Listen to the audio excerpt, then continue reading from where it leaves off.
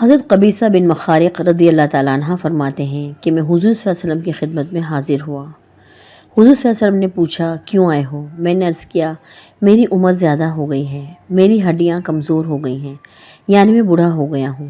میں آپ صلی اللہ علیہ وسلم کی خدمت میں اس لیے حاضر ہوا ہوں تاکہ آپ مجھے وہ چیز سکھائیں جس سے اللہ تعالیٰ مجھے نفع دے۔ حضور صلی اللہ علیہ وسلم نے فرمایا تم جس پتھر، درخت اور ڈھیلے کے پاس سے گزرے ہو اس نے تمہارے لیے دعائے مغفرت کی ہے۔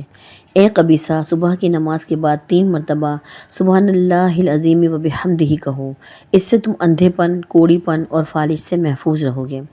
اے قبیصہ، یہ دعا بھی پڑھا کرو۔ ترجمہ: اے اللہ، میں ان نعمتوں میں سے مانگتا ہوں جو تیرے پاس ہیں، اور اپنے فضل کی مجھ پر بارش کر اور اپنی رحمت مجھ پر پھیلا دے اور اپنی برکت مجھ پر نازل کر دے۔